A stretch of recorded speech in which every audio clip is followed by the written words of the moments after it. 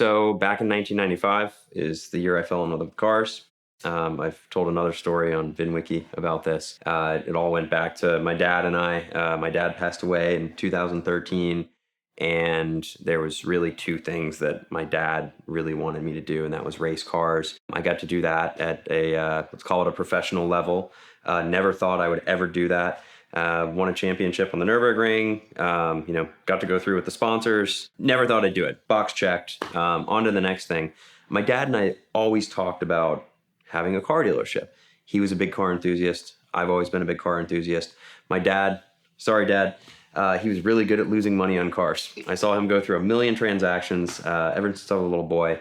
He probably owned about 120 different cars from when I was a little kid until he passed away in 2013.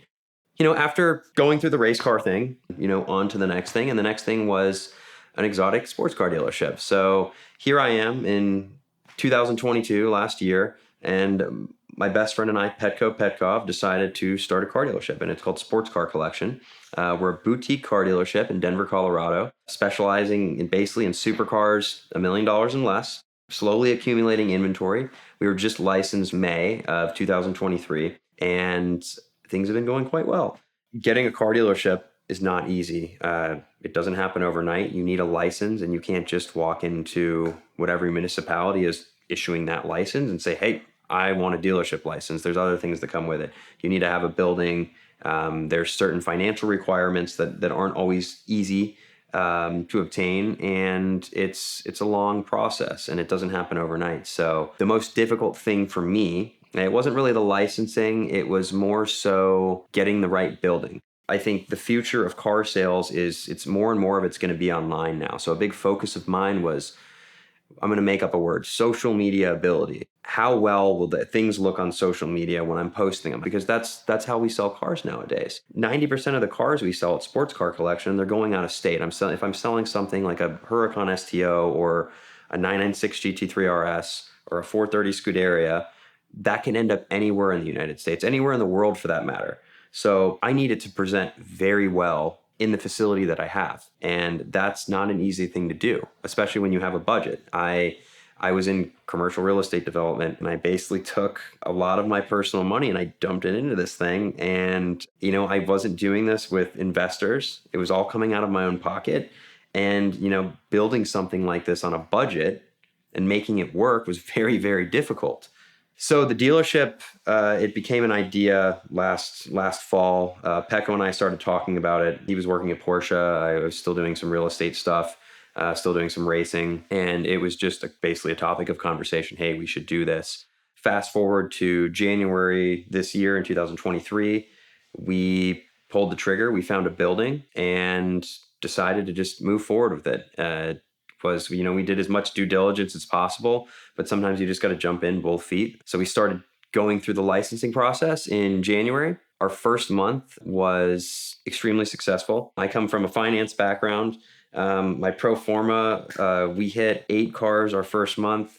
That was our 18-month projection. So we did our first month what we thought we would do in 18 months. So very proud of us on that one. One of the most difficult things in this industry is procuring cars and finding vehicles for inventory and sourcing them.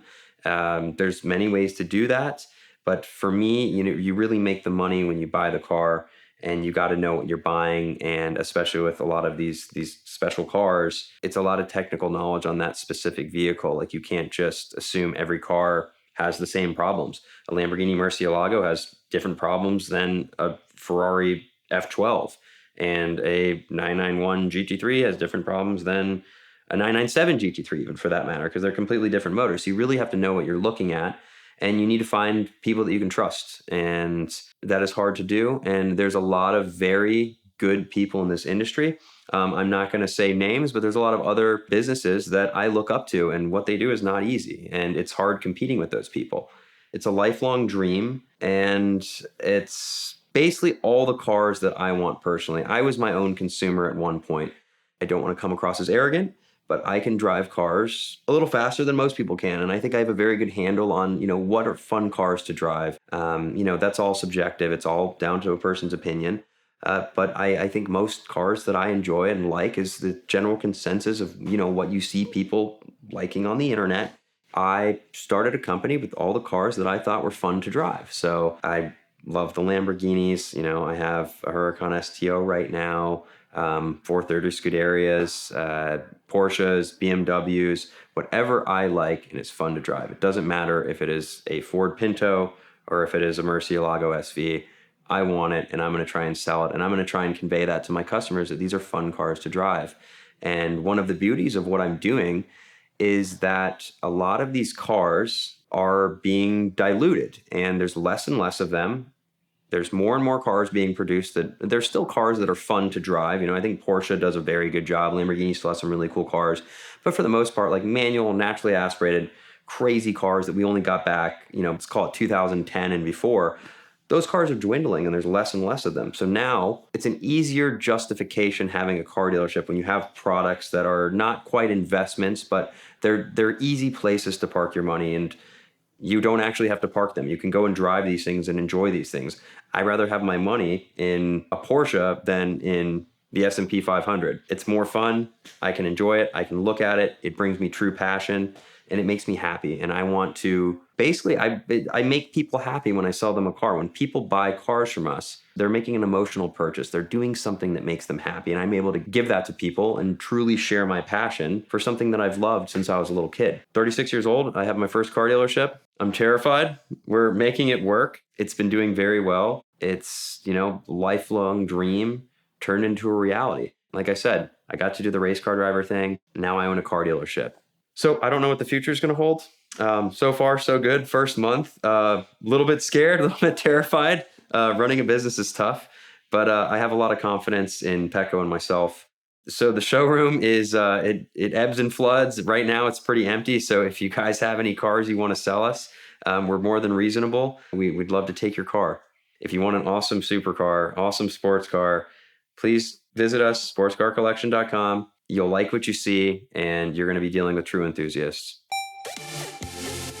I'm super pumped to announce that in 2024, VINwiki is partnering with Bridgestone. So throughout the year, you're going to hear some great stories from their business, some awesome tire testing and things like that we're going to do. I've had a lot of Bridgestone and Firestone products over the years and loved them all. I know that you will too, but I want you to check out their Potenza line of tires for sports cars, supercars, and hypercars.